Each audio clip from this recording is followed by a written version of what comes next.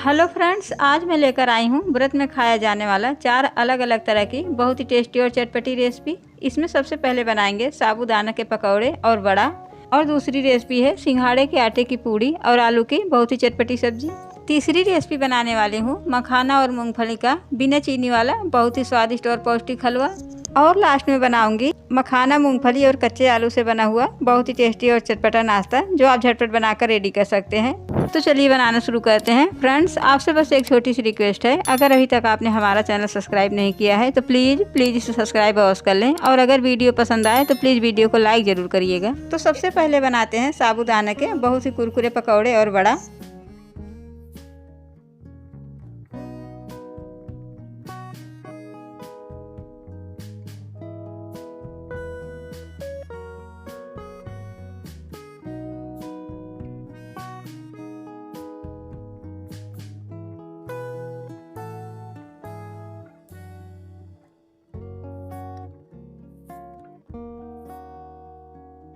इसे हमने 1.5 से 2 मिनट तक रोस्ट कर लिया है।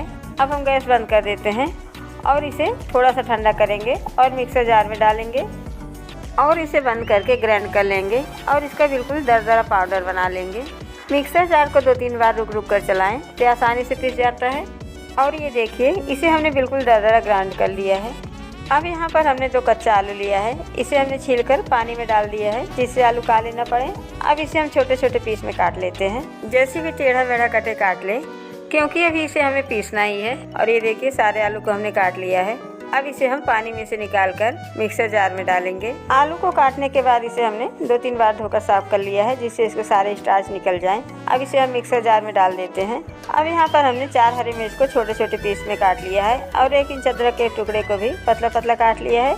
इसे भी हम इसी में डाल देते हैं। अब इसमें डालेंगे 1 बाउल पानी, आधा कप पानी डालेंगे और इसे पीसकर इसका बिल्कुल दरदरा पेस्ट बना लेंगे।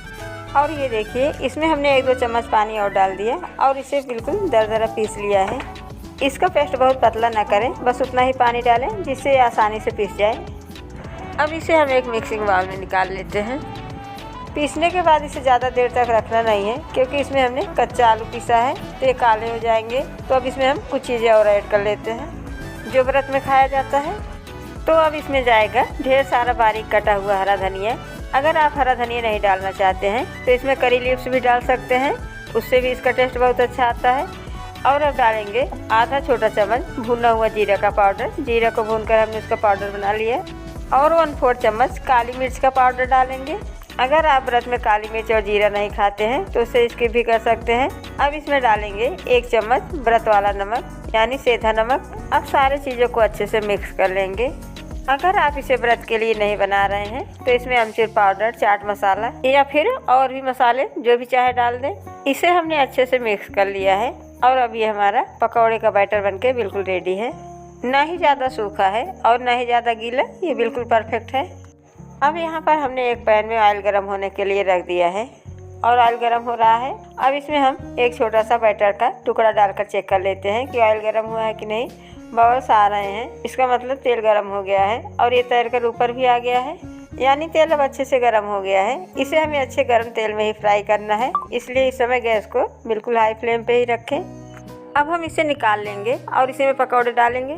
आप इसे गोला गोला भी बना सकते हैं या फिर इसी तरह से बना लें, जितना छोटा बड़ा करना चाहें कर लें। एक बार में जितने पकौड़े आ जाते हैं उतने हम इसमें डाल देते हैं। पकौड़े डालने के बाद इसे हम इसी तरह 2-3 मिनट छोड़ देंगे, क्योंकि ये साबूदाने के पकौड़े हैं तो ये चिपकने लगते हैं। थोड़ा सा पक जाने के बाद ये अपने आप ही पैन छोड़ देता है। और ये देखिए, एक साइड में अब ये पक गया है तो इसे हम धीरे से पलट देते हैं। अब इसे हम उलट पलट के अच्छा क्रिस्पी और ब्राउन होने तक फ्राई कर लेंगे। ये तेल बहुत कम सोखता है तो इसे बनाने में बहुत कम ऑयल लगता है और ये खाने में बहुत क्रिस्पी भी होता है। और ये देखिए, अभी अच्छा क्रिस्पी हो गया है और ब्राउन भी हो गया है, तो इसे हम निकाल लेंगे। इसके तेल हम छान लेंगे और इसे निकाल लेते हैं। अब इसी में हम और भी पकौड़े डाल देंगे और इसे भी सेम टाइप से फ्राई कर लेंगे। पकौड़े डालेंगे और इसे 2 मिनट छोड़ देंगे, फिर इसे धीरे से पलट देंगे और इसे उलट पलट के अच्छा क्रिस्पी और ब्राउन होने तक फ्राई कर लेंगे। बस एक चीज़ का ध्यान जरूर रखें कि पकौड़े हाई फ्लेम पे ही बनाएं, तो आपके पकौड़े बहुत ही क्रिस्पी बनेंगे। अब ये पकौड़े भी बन गए हैं तो इसे भी हम निकाल लेते हैं। इसके तेल छान लेंगे और इसे हम निकाल लेंगे। और ये देखिए ये पकौड़े कितना क्रिस्पी बने हैं और ये खाने में टेस्टी भी बहुत है। आप इसे सिर्फ 10 मिनट में बना के रेडी कर सकते हैं। अगर आप 9 दिन का व्रत हैं तो इसे बनाकर ज़रूर ट्राई करें। इसे बनाने में ना तो ज़्यादा टाइम लगता है और ना ही ज़्यादा झंझट। सारे चीज़ों को इकट्ठे पीस लें और झटपट पकौड़े बना के तैयार कर लें। अब मैं आपको एक तोड़ के दिखाती हूँ ये कितना क्रिस्पी बने हैं। तो आप ये पकौड़े बनाकर ज़रूर ट्राई करें। देखिए इसका टेस्ट कितना अच्छा लगता है। जो हमने पकौड़े बनाए हैं उसी में से अब ये थोड़ा सा बैटर बच गया है, तो इसे हम एक दूसरा नाश्ता बना लेते हैं। अगर आप तेल ज़्यादा पसंद नहीं करते हैं तो झटपट ये नाश्ता बनाकर भी खा सकते हैं बहुत कम तेल में। तो अब इसमें 1 से 2 चम्मच पानी डाल देते हैं और इसे अच्छे से मिक्स कर लेते हैं। क्योंकि ये ज़्यादा थिक है तो इसे हमें थोड़ा सा पतला करना है। इसमें हमने 2 चम्मच पानी डालकर इसे थोड़ा सा पतला कर लिया है। ये देखिए अब इस तरह का बैटर है, इस तरह से आसानी से गिर जा रहा है। अब हम गैस पर एक पैन रखेंगे और इसमें हम 4-5 टेबल स्पून ऑयल डालेंगे। आप चाहें तो इसे और कम तेल में भी बना सकते हैं।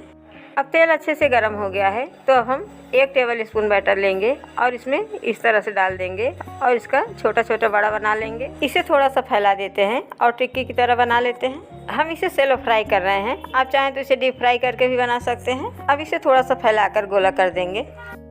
अब इसी में हम एक और बना लेते हैं। अब इसके ऊपर थोड़ा सा ऑयल डाल देंगे जिससे ये ऊपर तक अच्छे से पक जाए और इसे इसी तरह 2-3 मिनट छोड़ देते हैं जिससे नीचे अच्छे से पक जाए। और ये देखिए इसे हमने 2-3 मिनट छोड़ दिया था। अब ये एक तरफ हो गया है तो इसे हम धीरे से पलट देते हैं और पलटने के बाद इसे इसी तरह 2 मिनट और छोड़ देंगे। 2-3 मिनट में ये दूसरी तरफ भी पक जाएगा। इसे बनाने में सिर्फ 5 से 6 मिनट लगता है। और ये देखिए अब ये दोनों तरफ अच्छे से हो गया है तो अब इसे हम निकाल लेते हैं। और ये देखिए देखने में ही कितना क्रिस्पी लग रहा है।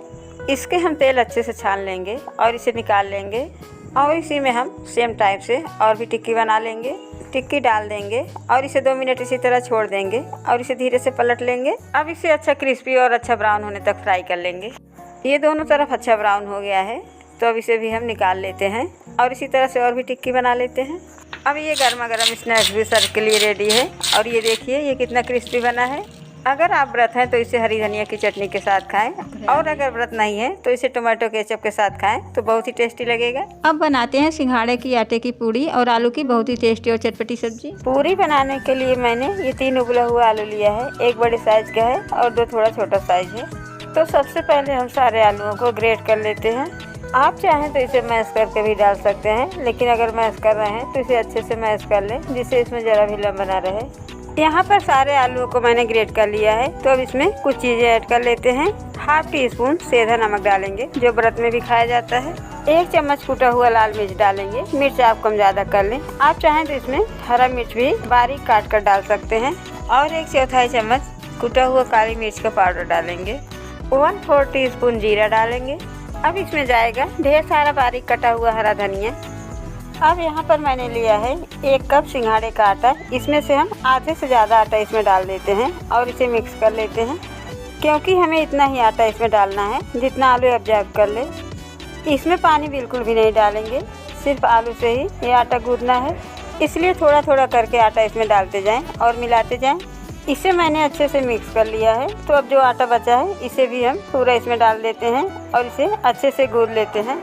यहाँ पर इसे मैंने अच्छे से गूंद लिया है। इसे गूंदने में टोटल 1 कप आटा लग गया है। इसका आटा थोड़ा टाइट ही रखें तो सही रहता है। तो अब इसे हम इसी तरह से 10 मिनट रख देते हैं जिससे आटा अच्छे से सेट हो जाए।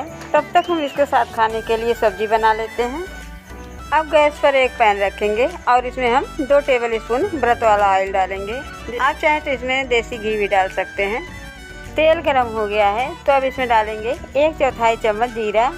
जीरा चटक गया है तो अब इसमें हम 1 चम्मच बारीक कटा हुआ अदरक डाल देते हैं।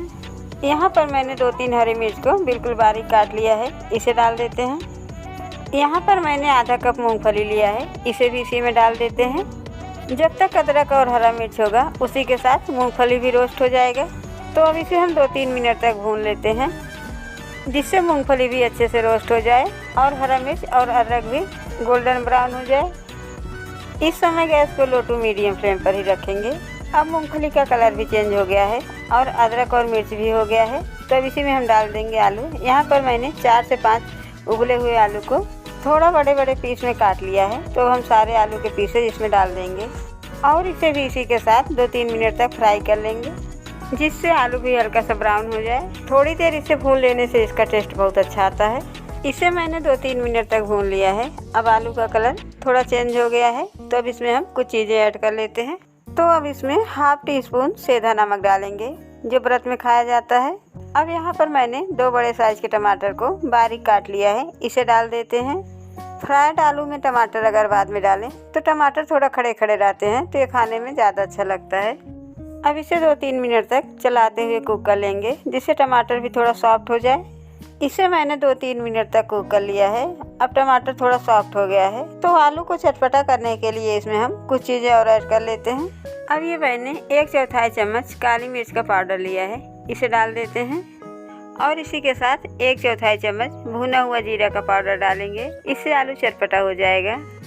और यहाँ पर मैंने ½ चम्मच कुटा हुआ लाल मिर्च लिया है, यानी चिली फ्लेक्स, इसे डाल देते हैं। अब सारे चीज़ों को मिक्स करेंगे और इसे बस 1-2 मिनट तक चलाते हुए कुक कर लेते हैं, जिससे मसाले इसमें अच्छे से मिक्स हो जाएं। इसे मैंने 2-3 मिनट तक कुक कर लिया है, तो अब हम गैस बंद कर देंगे और इसमें डालेंगे बारीक कटा हुआ हरा धनिया। अब यहाँ पर मैंने लिया है कटा हुआ आधा नींबू, तो इसका 1 चम्मच जूस निकाल कर हम इसमें डाल देते हैं। लेकिन एक चीज़ का ध्यान रखें कि नींबू का रस गैस बंद करने के बाद ही इसमें डालें। अब इसे अच्छे से मिक्स कर लेंगे। अब आलू की चटपटी सी सब्ज़ी बनकर तैयार है, तो अब इसे हम निकाल लेते हैं। अब 10 मिनट हो गया है, तो आटा भी हमारा अच्छे से सेट हो गया है, तो इसे हम एक बार फिर से थोड़ा मसल लेते हैं। तो अब इसमें से हम थोड़ा सा आटा लेंगे और इसकी एक बड़ी सी लोई बना लेते हैं। अब इसे हम हाथ में लेकर इस तरह से गोला करेंगे और हाथ में ही थोड़ा सा चपटा कर लेंगे। उसके बाद हाथ से ही बढ़ाकर इसे थोड़ा बड़ा कर लेते हैं। तो अब इसमें हम सिंघाड़े का सूखा आटा लगाएंगे, जिससे इसे आसानी से बेल सकें। अब इसे चकले पर रखेंगे और हाथ से ही इसे हल्का हल्का दबाकर थोड़ा बड़ा कर लेते हैं। और ये देखिए, अब ये थोड़ा बड़ा हो गया है, तो बस अब इसे हम बेलन से बेलकर और बड़ा कर लेते हैं। वैसे तो ये चिपकता है, लेकिन अगर इसका आटा टाइट लगाएंगे और इसमें 1-2 बार सिंघाड़े का सूखा आटा लगा देंगे तो आसानी से इसे बेल सकते हैं। और ये देखिए, इसे मैंने बिल्कुल पतला और गोला बेल लिया है।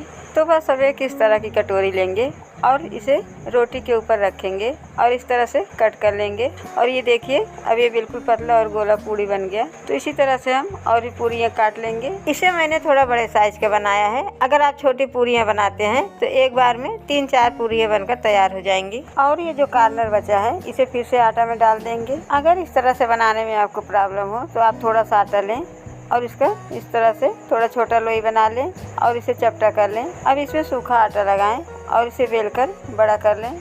और एक कटोरी लें और इस तरह से इसे बीच में रखकर कट कर लें।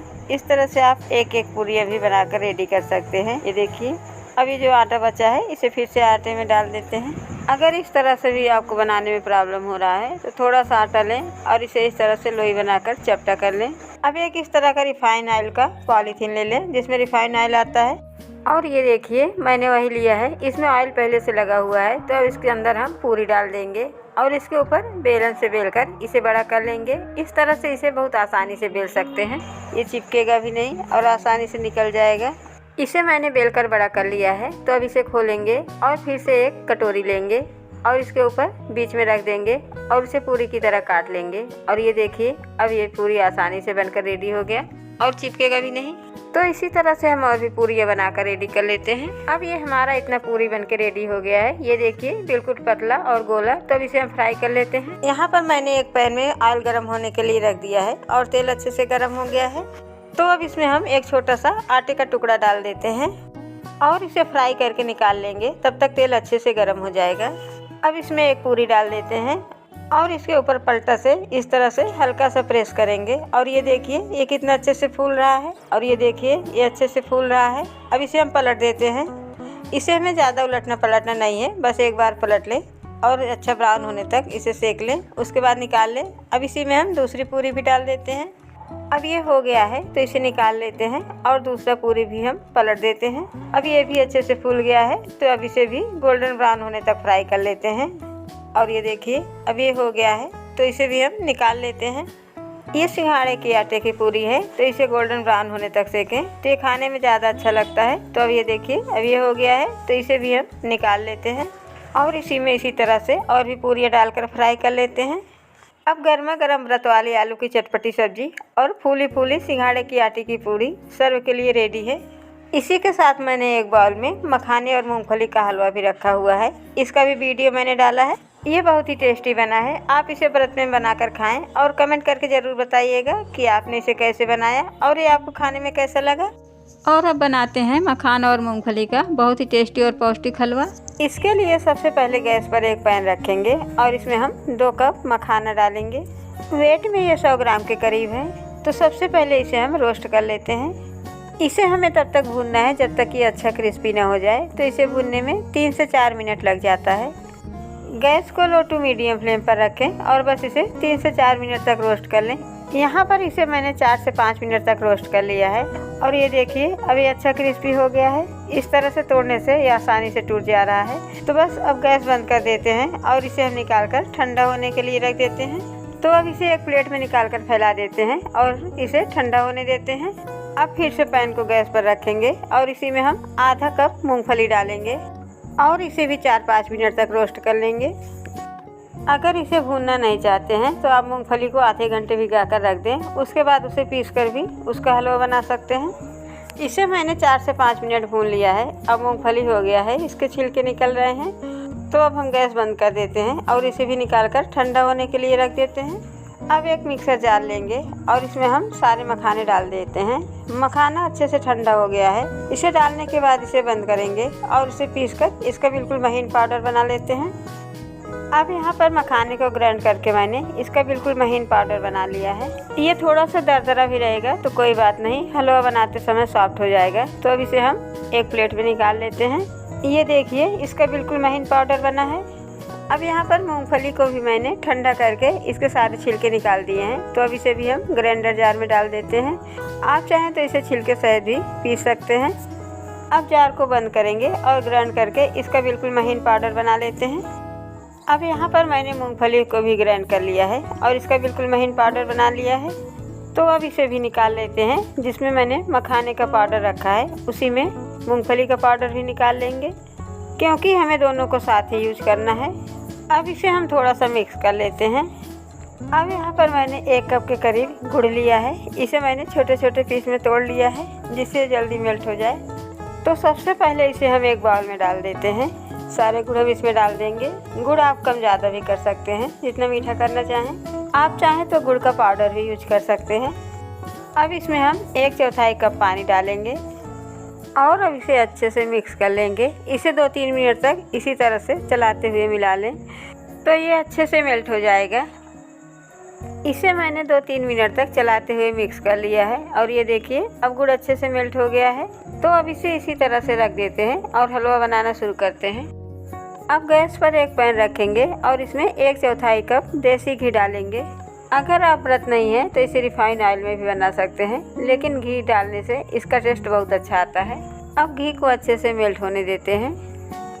घी मेल्ट हो गया है तो अब इसी में हम 3 टेबल स्पून सिंघाड़े का आटा डालेंगे। हम व्रत के लिए बना रहे हैं तो इसमें सिंघाड़े का आटा डाल रहे हैं। अगर आप व्रत के लिए नहीं बना रहे हैं तो आप इसमें सूजी या फिर बेसन भी डाल सकते हैं। उससे भी हलवा बिल्कुल दानेदार और स्वादिष्ट बनेगा। अब इसे इसी तरह से 1-2 मिनट भून लेते हैं। घी काफ़ी गर्म है तो इसे भूनने में बहुत कम टाइम लगेगा, सिर्फ 1-2 मिनट। यहाँ पर मैंने सिंघाड़े के आटे को 2 मिनट भून लिया है। अब इसका कलर थोड़ा चेंज हो गया है और इसकी खुशबू भी बहुत अच्छी आ रही है। अब ये हो गया है तो इसी में हम मखाना और मूंगफली का पाउडर डाल देते हैं जो हमने पीस कर रखा है और अब इसे भी इसी के साथ रोस्ट कर लेते हैं। इसे अच्छे से मिक्स कर लें और इसे बराबर चलाते हुए भूनें जिससे जलने न पाए और अच्छे से पक भी जाए। इसे हमें ज़्यादा नहीं भूनना है क्योंकि मखाना भी मैंने रोस्ट किया है और मूंगफली भी, तो बहुत कम टाइम लगेगा इसे भूनने में। इसे रोस्ट करते समय गैस को लो टू मीडियम फ्लेम पर ही रखें जिससे ये अच्छे से भून भी जाए और जले भी ना। अगर आप व्रत के लिए नहीं बना रहे हैं तो सिंघाड़े के आटे की जगह इसमें आप 2-3 टेबल स्पून सूजी डाल सकते हैं या फिर बेसन भी डाल सकते हैं। अगर सिंघाड़े का आटा नहीं है तो आप इसमें 2-3 टेबल स्पून नारियल का बुरादा यानी डेसिकेटेड कोकोनट डाल दें या फिर ऐसे भी बना सकते हैं। और अब इसका कलर भी थोड़ा चेंज हो गया है तो अब इसमें हम डाल देते हैं दूध। तो अब हम इसमें 1 से 1.5 कप दूध डाल देते हैं। अगर दूध नहीं डालना चाहते हैं तो आप इसमें पानी डाल दें और उसके साथ मिल्क पाउडर भी डालकर इसे बना सकते हैं। अब इसे अच्छे से मिक्स करेंगे और इसे चलाते हुए 1-2 मिनट तक कुक करेंगे। बस 2 मिनट में ही ये दूध अच्छे से एब्जॉर्ब कर लेगा। तो बस इसे इसी तरह से 2-3 मिनट और कुक कर लेते हैं और इसे एकदम अच्छे से मिक्स कर लें जिससे इसमें लम्ब न बने। इसे मैंने 2 मिनट तक और कुक कर लिया है और ये देखिए अब ये काफ़ी सूख गया है और इसमें से घी भी रिलीज होने लगा है। अब ये चारों तरफ से घी अच्छे से छोड़ दिया है। ये देखिए हम पास से दिखाते हैं। तो अब इसमें हम कुछ चीज़ें और ऐड कर लेते हैं। तो अब इसमें हम कुछ ड्राई फ्रूट्स डाल देते हैं। यहाँ पर मैंने थोड़ा सा बारीक कटा हुआ काजू लिया है, इसे डाल देते हैं। 1 टेबल स्पून बारीक कटा हुआ पिस्ता लिया है, इसे भी डाल देते हैं। अब इसमें जाएगा 2 टेबल स्पून के करीब बारीक कटा हुआ बादाम। अच्छे टेस्ट और अच्छे खुशबू के लिए 1/4 चम्मच हरी इलायची का पाउडर डालेंगे। आप चाहें तो इसमें केसर के धागे भी डाल सकते हैं। अब सारी चीज़ों को अच्छे से मिक्स कर लेते हैं।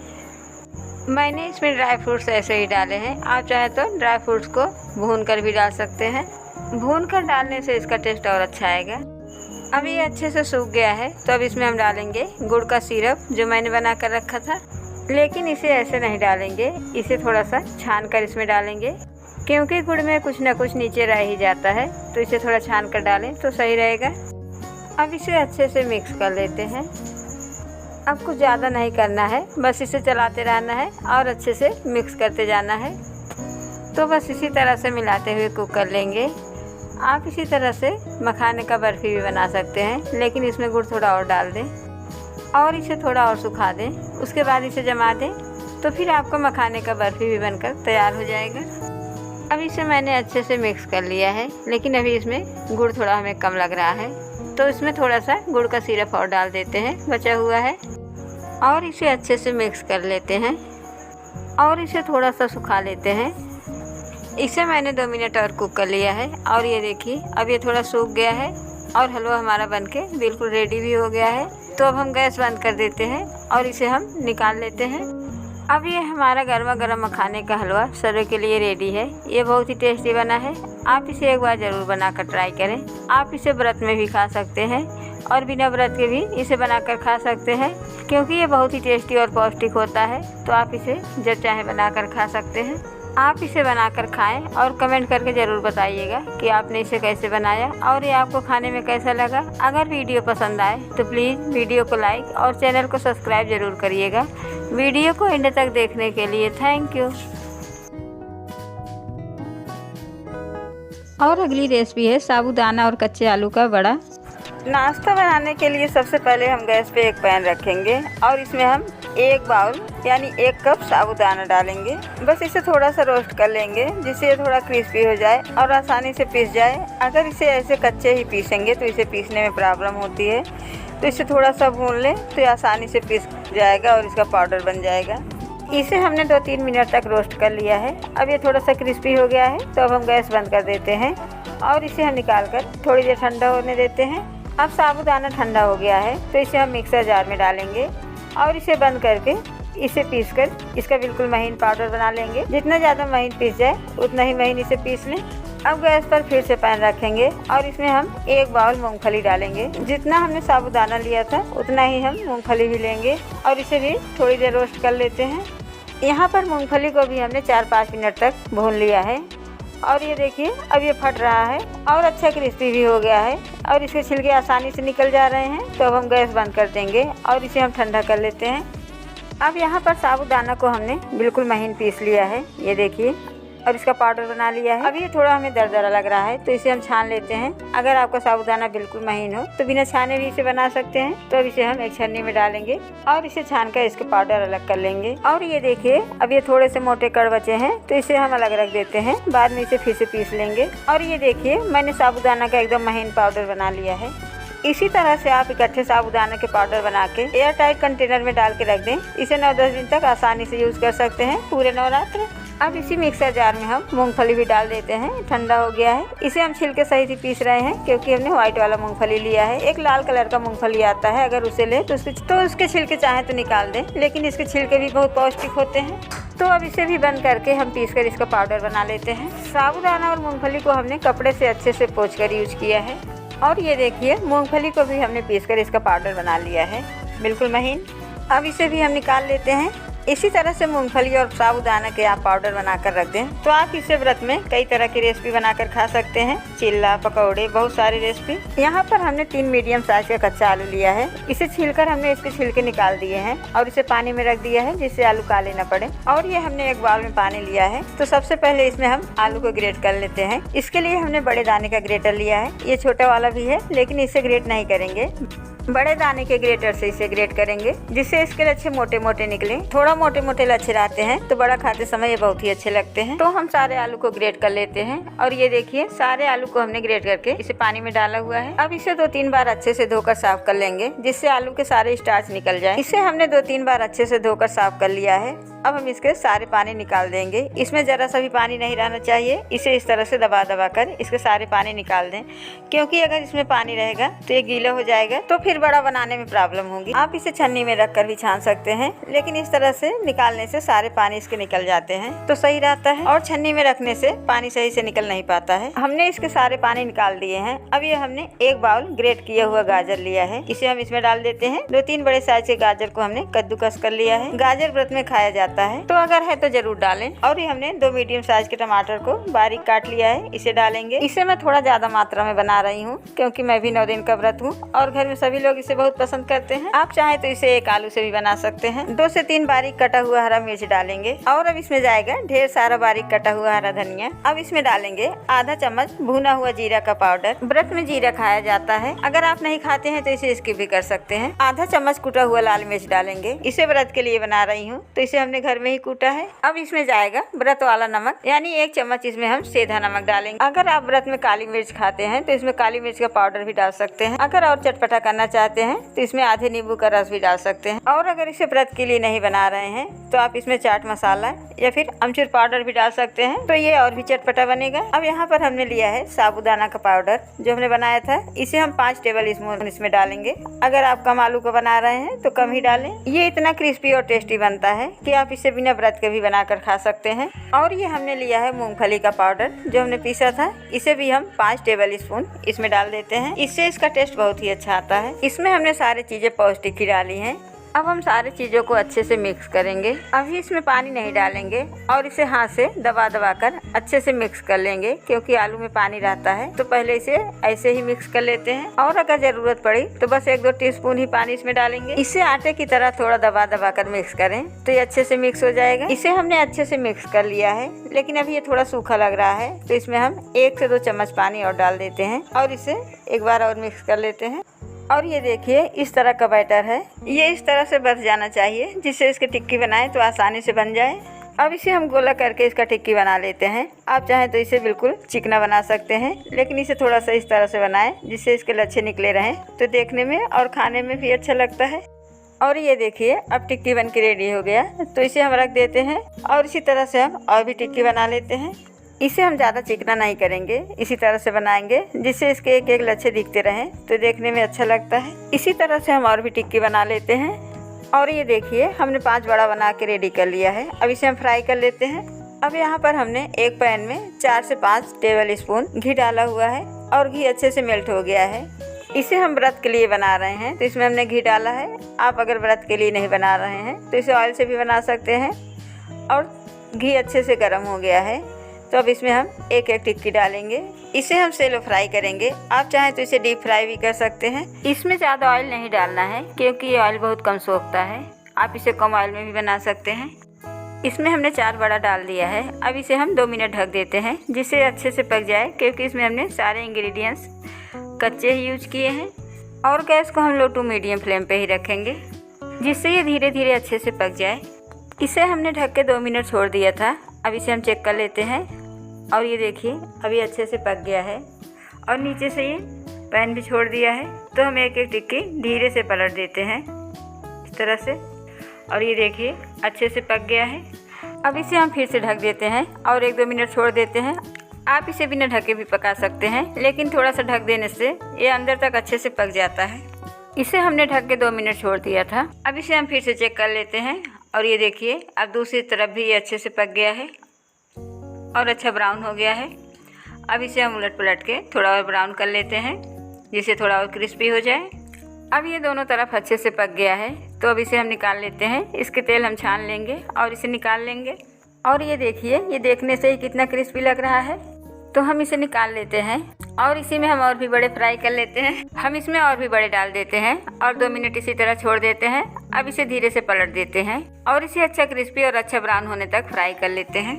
और ये देखिए अब ये भी अच्छा ब्राउन हो गया है, तो अब इसे भी हम निकाल लेते हैं और इसी तरह से और भी टिक्की बना लेते हैं। अब आलू और साबूदाना का बहुत ही चटपटा नाश्ता सर्व के लिए रेडी है। ये बहुत ही टेस्टी और चटपटा बना है। ये क्रिस्पी भी बहुत है और आप इसे गरम गरम खाएं तो खाने में और भी टेस्टी लगेगा। टाइम कम होने की वजह से हमने इसके साथ चटनी नहीं बनाया है, लेकिन आप इसे हरी धनिया की चटनी के साथ सर्व करें तो ये बहुत ही टेस्टी लगेगा। और ये देखिए कितना क्रिस्पी बना है। अब मैं आपको तोड़ के दिखाती हूँ। आप इसे बनाएं, खाएं और कमेंट करके जरूर बताइएगा कि आपको खाने में कैसा लगा। और वीडियो पसंद आए तो प्लीज वीडियो को लाइक और चैनल को सब्सक्राइब जरूर करिएगा। वीडियो को एंड तक देखने के लिए थैंक यू।